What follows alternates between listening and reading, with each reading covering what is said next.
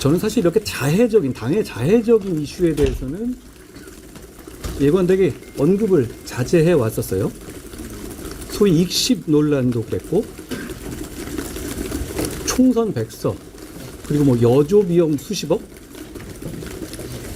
김대남 건 등등에 대해서는 기억해 보시면 저는 최대한 제 입에서 나오는 말은 자제했습니다. 왜냐하면 당에 도움이 안 된다라는 생각 때문이었다라는 말씀을 드립니다. 그런데 제가 이 이슈들 저는 역시 논란거리가 없는 문제를 억지로 논란을 만들어서 키우려는 세력이 있고, 그 세력을 도와주지 않기 위해서 최대한 언급을 자제했습니다. 그런데 그런 자제하는 이런 흐름을 악용해서 이걸 어떻게든 없는 이슈를 분란을 만들어내려는 흐름이 있어서 제가 오늘은 좀 상세하게 말씀드리죠.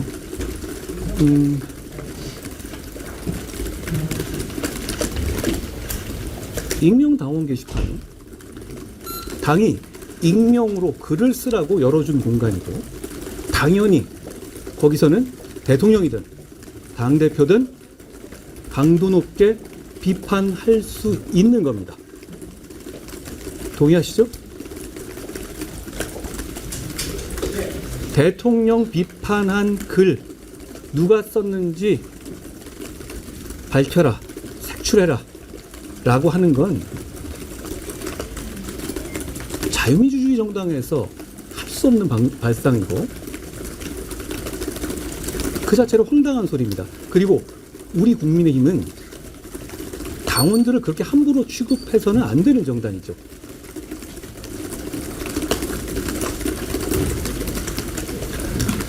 게다가 최근에 문제를 제기하려는 이런 사람들을 보면 대개 명태균 리스트에 관련돼 있거나 김대남 건에 나왔던 사람이거나 자기들 이슈를 덮으려는 의도도 보이고요. 그런데다가 이 이슈를 정치적으로 어떻게든 키워서 과거에 있었던 뭐 익십이든 뭐 총선 백서든 김대남이든 그런 식으로 해서 당대표를 흔들고 공격하려는 연장선상에 있는 것을 보입니다. 비슷한 사람들이고요. 이 문제를 제가 분명히 지적하지 않을 수 없다라는 말씀을 드리고요.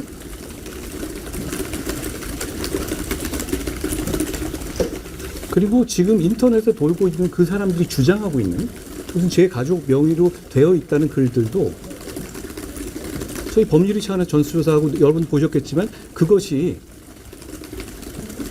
대부분 사설, 언론 기사의 사설 뭐 그런 내용이고, 그리고 도를 넘지 않은 정치적 표현이고 충분히 가능한 얘기라고 보입니다. 저도 그렇게 보고받았고요.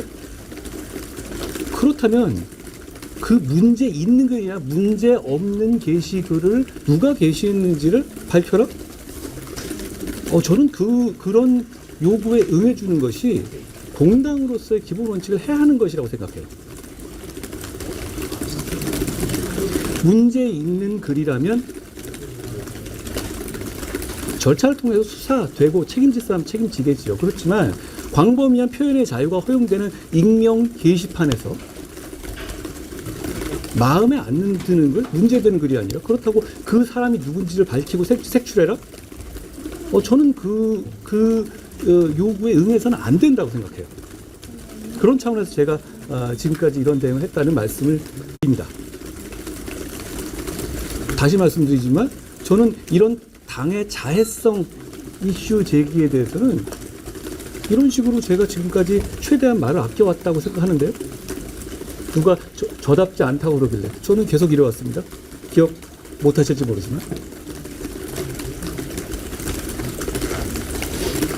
더 나아가서 이것도 그렇고 여론 조작? 뭐 이게 내용이 문제 없다고 하니까 이제는 여론 조작이라고 하는 분들도 뭐 계시던데, 비슷한 사람들이 역시 주고받고 하면서 처음에 이게 어떤 유튜버가 얘기 던진 다음에 언론이 기사화를 안 해주니까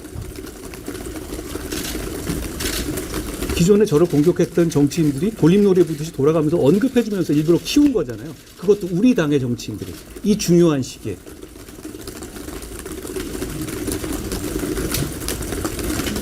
여러분 당 게시판 들어가 보셨어요? 들어가집니까? 안 될걸요? 그건 익명 게시판이고 등록한 당원들끼리만 볼 수 있는 게시판이거든요. 그렇잖아요. 언론인들은 아마 당원 가입이 안 될 테니까 들어가 보신 분도 없을 겁니다. 거기서 무슨 여론 조작을 한다는 거예요. 당원들끼리만 보는 익명 게시판에서. 그 자체도 말이 안 되는 소리고, 이거 얘기하면 다음으로 넘어가, 이게 아니면 다음으로 넘어가고 해서 어떻게든 당대표인 저를 흔들어 보겠다는 그런 의도 아닙니까? 저는 그런 뻔한 의도에 말려 들어갈 생각이 없습니다. 이재명 대표 선거하고 조금 숨통 튀는 것 같으니까 이제 당대표 흔들고 끌어내려 보겠다는 얘기 아닌가요? 저는 이제부터 변화와 쇄신을 실천해야 될 타임이라고 생각해요. 그 시간에 제 역할을, 그리고 당대표로서의 위임받은 제 임무를 충실하게 수행할 겁니다. 오늘 제가 여론조사 경선 TF를 구성하는 것도 해서 발족하는 것도 역시 같은 의미다 라고 이해해 주셨으면 좋겠어요. 여론조작? 명태균하고 제가 엮였나요? 무슨 말을 하는 거죠 그게? 막 던지고, 그렇게 유튜버나 이런 사람들이 근거 없이 마구 던지면 제가 그걸 하나하나 응해주면서 판을 키워줘야 됩니까? 저는 그렇게 생각하지 않습니다.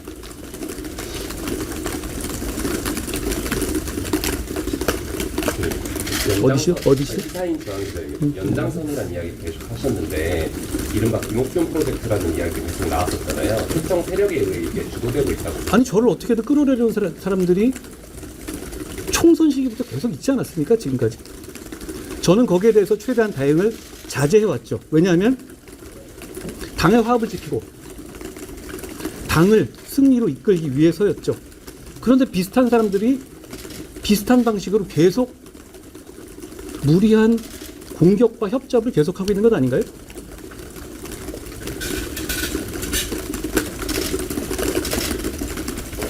그리고 그러지 않았습니까? 김대남 건 터졌을 때 김대남과 관련돼 있는 분께서 제가 김대남이라는 말을 꺼내니까 저보고 오히려 해당행위라고 하지 않았습니까? 그 이상한 행동 아닌가요? 그리고 지금 문제를 제기하는 분들이 정말로 심각한 명태균 씨에 대해서는 이름이라도 얘기하고 있습니까? 김대남에 대해서 이름이라도 얘기하고 있습니까? 당의 구태고 개혁해야 되는 건 그런 거 아닙니까?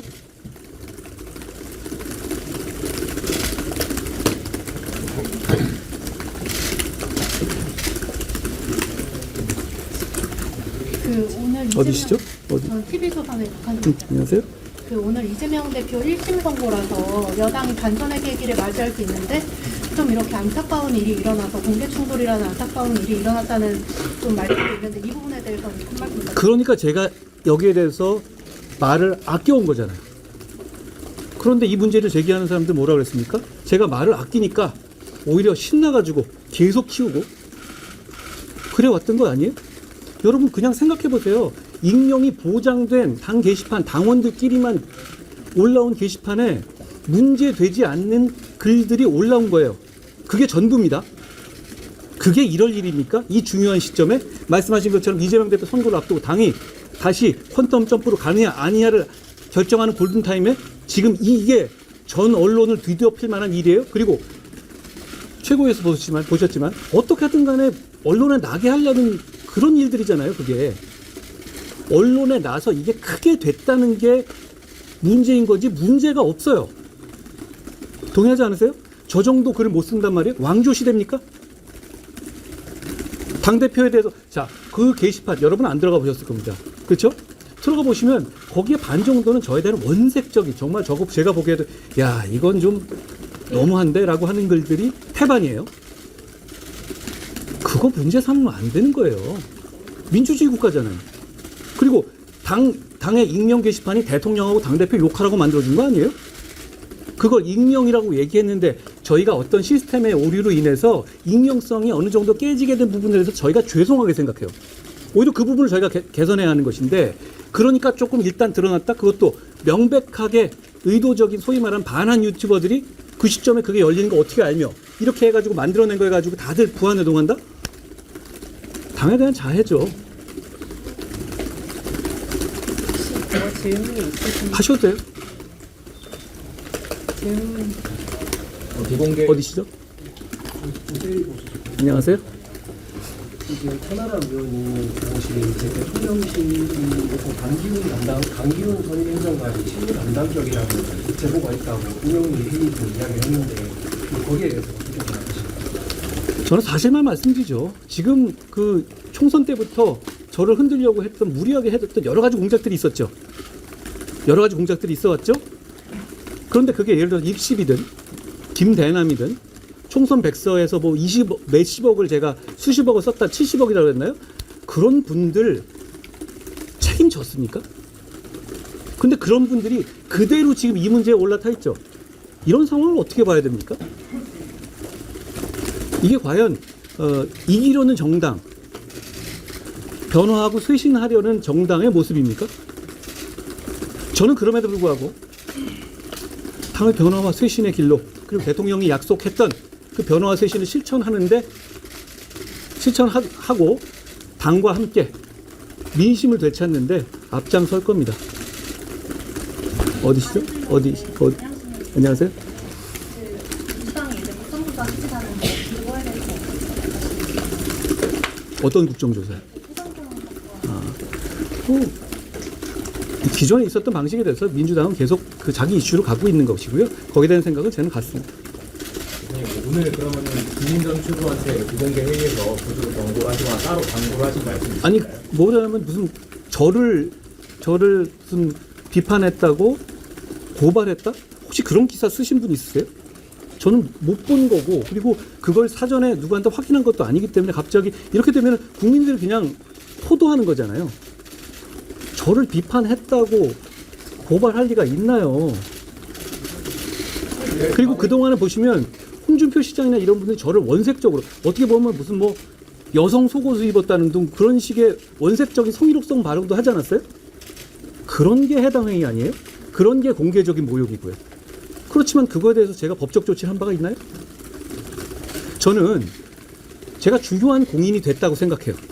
그렇기 때문에 감내해야 할 어떤 이 부분도 커졌다고 생각합니다. 그렇기 때문에 김민정 의원께서 오늘 말씀하신 거는 도저히 이해 안 되는 것인데다가 우리 당의 누구도, 그리고 그런 보도를 찾아달라고 제가 요청해드렸어요, 회의에서. 근데 본인이 못 찾으시겠다고 하더라고요. 그런데 그렇게 찾지도 못하는 보도를 가지고 언론에 공개되게 그렇게 얘기를 한단 말이에요. 지금 얘기되는 이 이슈의 성격이 이런 거예요. 그냥 어떻게든 저를 공격하기 위한 이슈를 띄우기잖아요. 이 이슈가 여러분 명태균 이슈나 이재명 대표 선거 이슈나 북핵 이슈나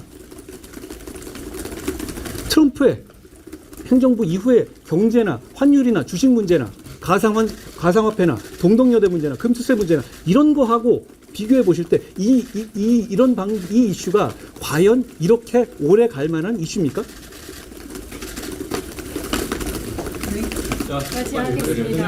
정리하겠습니다. 네, 정리하겠습니다. 대표님, 시작. 고맙습니다.